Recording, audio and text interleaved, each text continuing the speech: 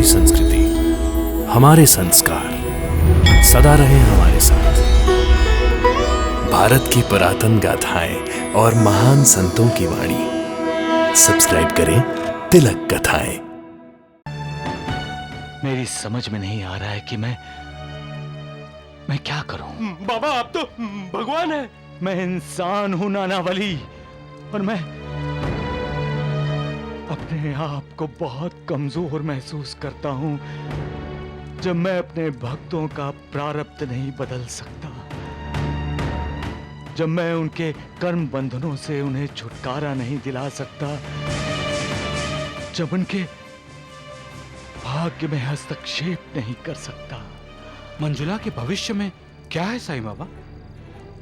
तूफान आने वाला है, जज्बातों की आंधी चलने वाली है, प्रेम, श्रद्धा और विश्वास का तूफान आने वाला है। क्या हम ये शादी रोक नहीं सकते?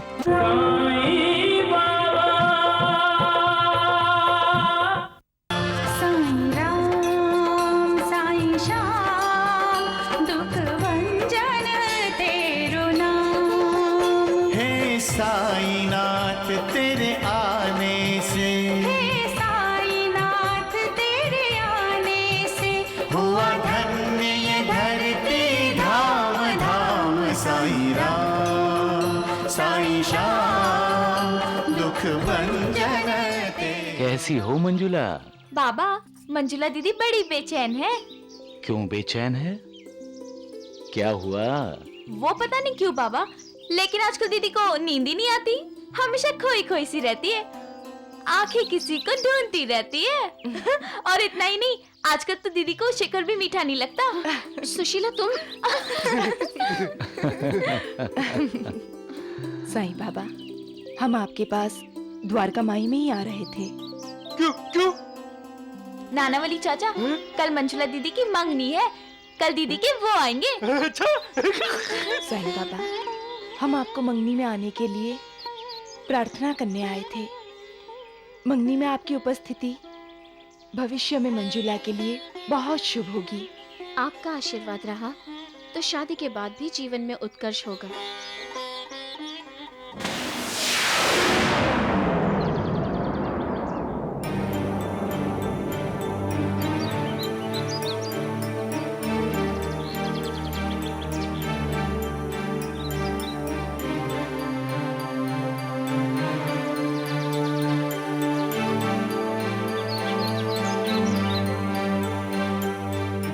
सबका मालिक एक।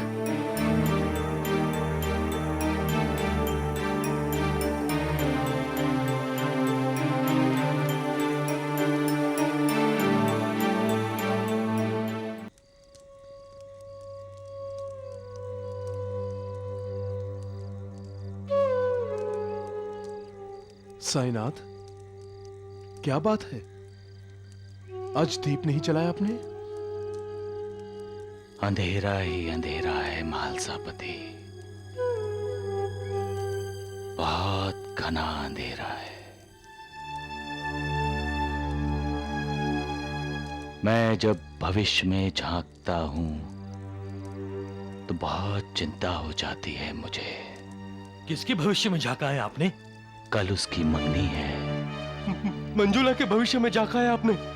अंधेरा है नानावली, और अंधेरा बड़ा दुष्ट है,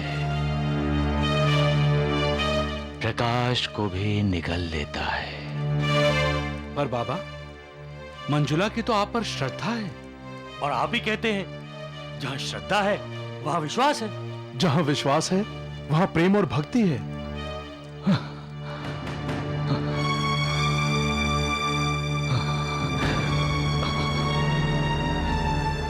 इसीलिए मैं बेचैन हूं महालसापति, और मेरी समझ में नहीं आ रहा है कि मैं क्या करूं। बाबा आप तो भगवान हैं। मैं इंसान हूं नानावली, और मैं अपने आप को बहुत कमजोर महसूस करता हूं जब मैं अपने भक्तों का प्रारब्ध नहीं बदल सकता, जब मैं उनके कर्म बंधनों से उन्हें छुटकारा नहीं दिला सकता, चमन के भाग्य में हस्तक्षेप नहीं कर सकता। मंजुला के भविष्य में क्या है साईं बाबा?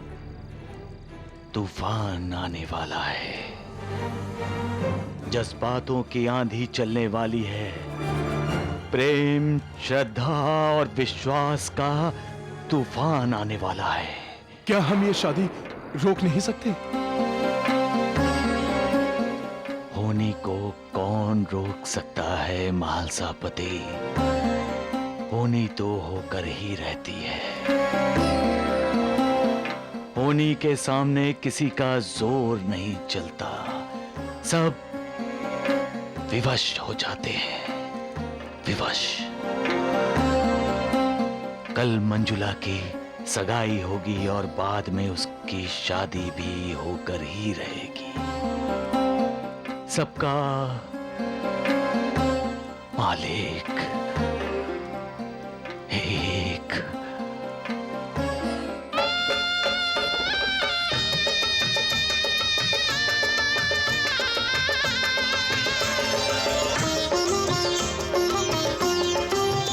आज है सगाई हमारी प्यारी लाडली की, प्यारी लाडली की। दुआएं हम मांगते हैं सारे जमाने की, सारे जमाने की।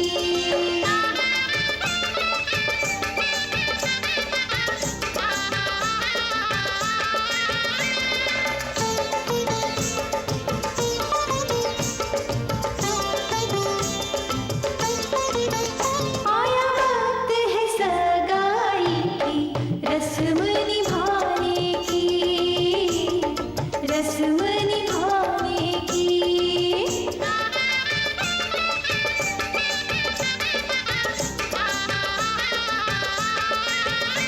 आज की मिठाई की खुशबू सालों साल रहेगी। रमाकांत जी, जैसा कि तय किया गया है, आज से ठीक 3 महीने बाद ये शादी होगी। हमें तो आज से उस दिन का इंतजार है महादेव जी। साईनाथ, परीक्षा की घड़ी आ गई महालसापति। भक्त भी अपने भगवान की परीक्षा लेते हैं महालसापति, और भगवान के लिए वो परीक्षा बहुत कठिन हो जाती है। वो खरा उतरे तो कैसे? अगर वो खरा नहीं उतरता तो भक्तों का अपने भगवान पर विश्वास कैसे रहेगा?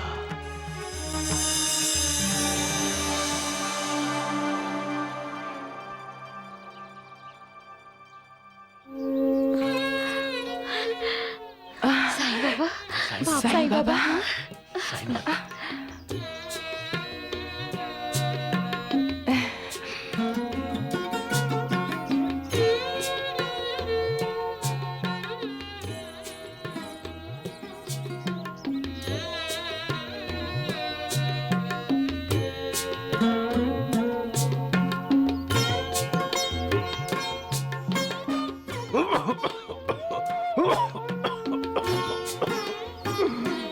आशीर्वाद दीजिए साईं बाबा।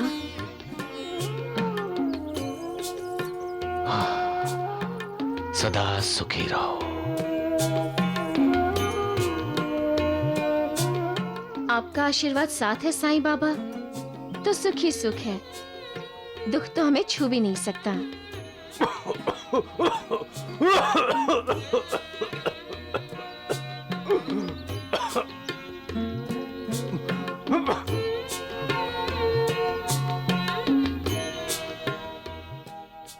सबका मालिक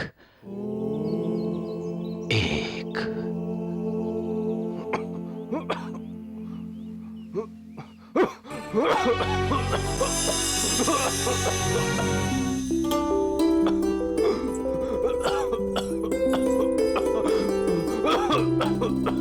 साईं बाबा की उदी है, आपकी हर संकट से रक्षा करेगी।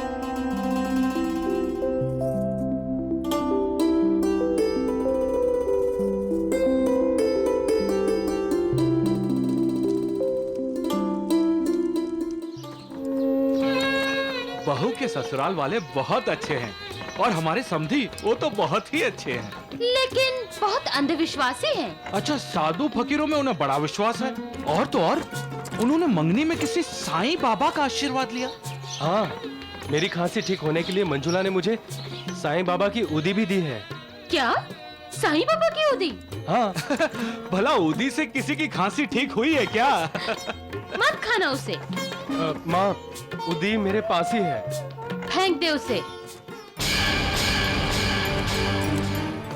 नहीं, उदी मत फेंको दीनानाथ, उदी मत फेंको। अपने ही हाथों से अपने भविष्य को आग मत लगाओ बेटे, उदी मत फेंको। साईनाथ, क्या हुआ साईं बाबा? कौन फेंक रहा है उदी?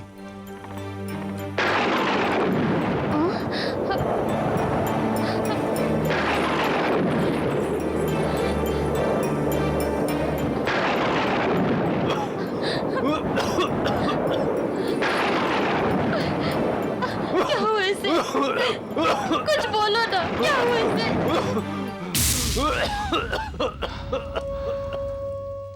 आप भी निराश होते हैं बाबा? मैंने तो होनी को टालने की बहुत कोशिश की थी, लेकिन टाल नहीं सका। दीनानाथ ने अपने भाग्य को ही ठुकरा दिया। अब जज्बात की आंधी चलेगी। अब श्रद्धा और विश्वास होनी से टकराएंगे, फिर तूफान आएगा। तूफान आएगा ही आएगा, आएगा ही आएगा।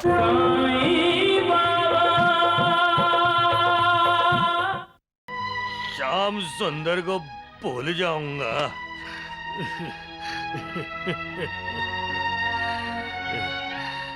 बीते हुए समय की तरह श्याम सुंदर को भूल जाऊंगा। मेरे श्याम सुंदर को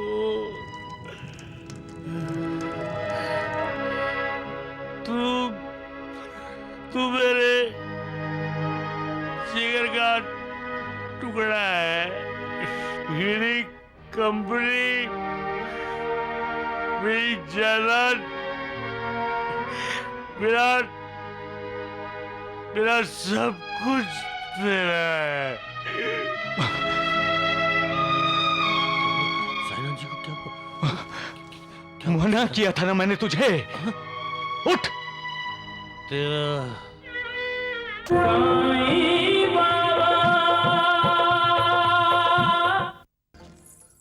ए जी, कहाँ हैं आप? राजेंद्र के पिताजी, राजेंद्र के पिताजी कहाँ हैं आप?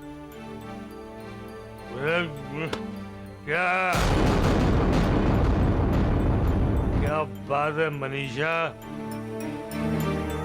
क्यों चिल्ला रही हो? अरे, ये क्या कर रहे हैं आप? अभी गिर जाते तो? फिर तो क्या हूँ मनीषा,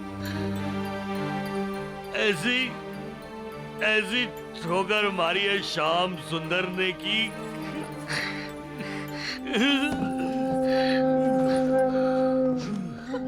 आपने शराब पी है? हाँ मनीषा, मैंने गम बुलाने की दवाई पी है।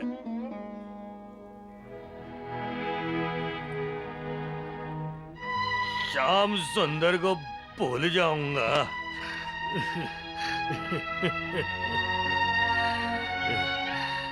बीते हुए समय की तरह श्याम सुंदर को भूल जाऊंगा।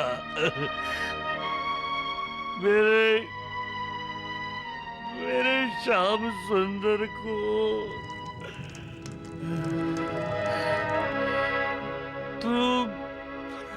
तू मेरे जिगर का टुकड़ा है। मेरी कंपनी, मेरी जायदाद, मेरा सब कुछ तेरा है। साईनाथ जी को क्या हुआ? मना किया था ना मैंने तुझे। उठ। तेरा तेरा है शामिल।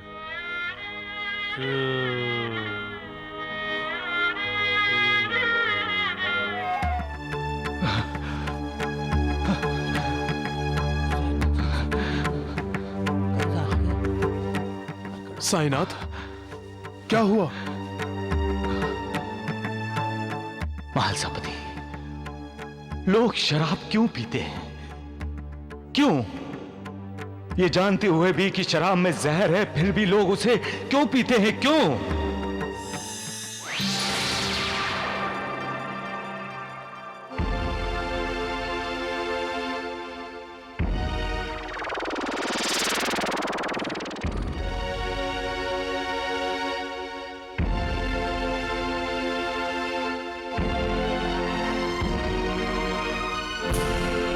शराब पीते हो, शराब पीते हो, शराब पीते हो, शराब पीते हो, शराब, फिर पियोगे शराब? बोलो, जवाब दो। फिर पियोगे शराब? फिर पियोगे? शराब गम बढ़ाती है, गम मिटाती नहीं। शराब दुआ नहीं, बद्दुआ है, बद्दुआ। अपनी जिंदगी को गंदगी मत बनाओ। होश में आओ रामलाल, होश में आओ।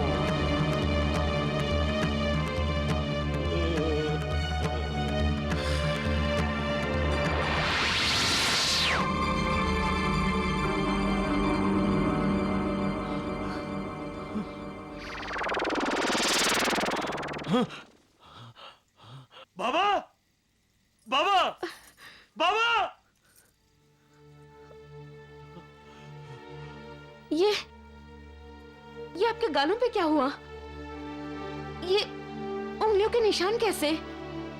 ये बाबा के हाथ के उंगलियों के निशान है। बाबा? हाँ, बाबा। वो यहाँ आए थे।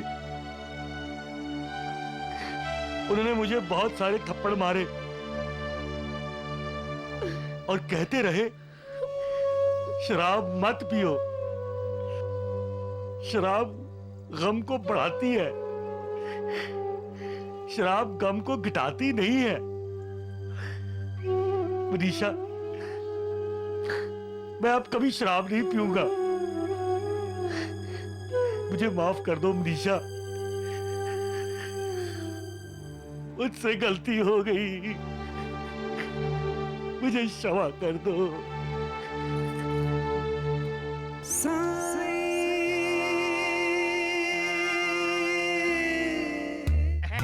अरे मूर्खो, अरे ये जूतों का हार लिए क्यों आ रहे हो?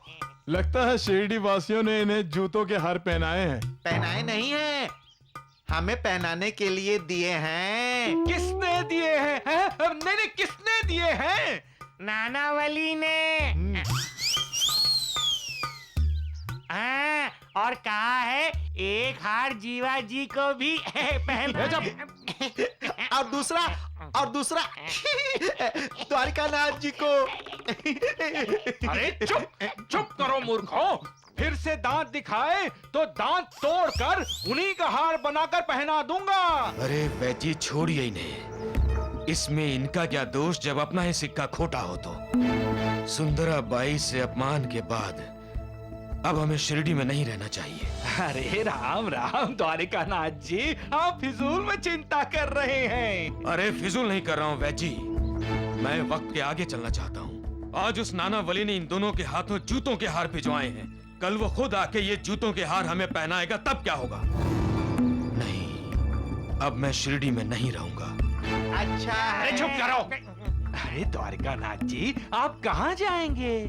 वैजी, मैं तपस्या करने जाऊंगा और शक्ति अर्जित करके वापस आऊंगा, और वापस आने के बाद उस साईं बाबा को शिरडी से ही नहीं दुनिया से बाहर कर दूंगा। राम राम राम, सत्य वचन।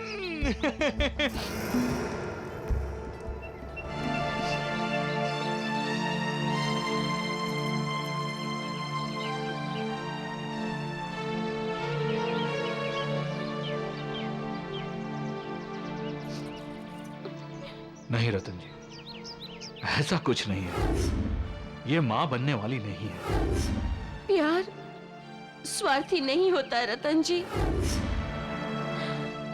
मैं तुम्हें सुखी देखना चाहती हूँ। लेकिन मेरा प्यार स्वार्थी है। मैं दूसरी शादी नहीं करूंगा। आपकी पत्नी अब सिर्फ 6 महीने की मेहमान है।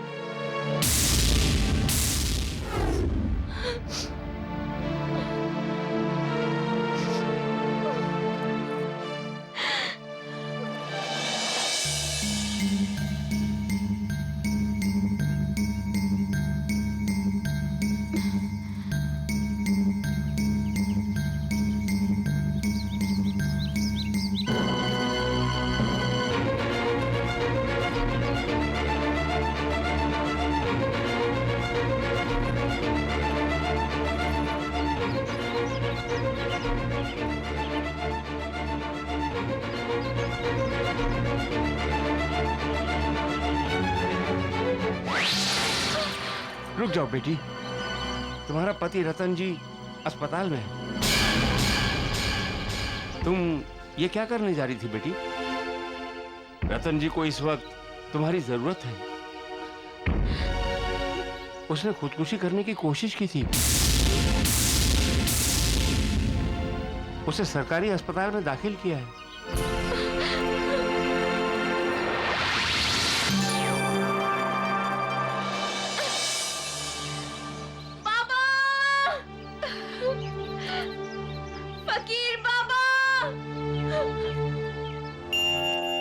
दुर्भाग्यशाली हैं वो लोग जो आत्महत्या के बारे में सोचते हैं।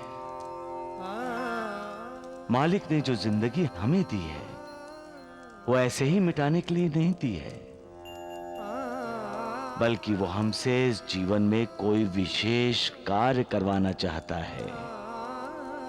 आत्महत्या का विचार तब आता है जब हमारा मन कमजोर हो जाता है, और मन तब कमजोर होता है जब हम उसे ईश्वर की भक्ति में नहीं लगाते। ईश्वर की भक्ति में वो शक्ति है जो मन को कभी विचलित नहीं होने देती। हमारी जिंदगी का कार्यकाल उसने निश्चित किया है, तो इंसान क्यों अपनी जिंदगी का कार्यकाल समाप्त होने से पहले समाप्त करना चाहता है? ये तो मालिक को एक किस्म की चुनौती हुई, है ना? याद रखो, ये शरीर नाशवान है, लेकिन इस शरीर के अंदर का अशरीरी ईश्वर का अंश है, और यही अशरीरी ईश्वरी अंश हमें आत्म साक्षात्कार करा देता है। सबका मालिक एक।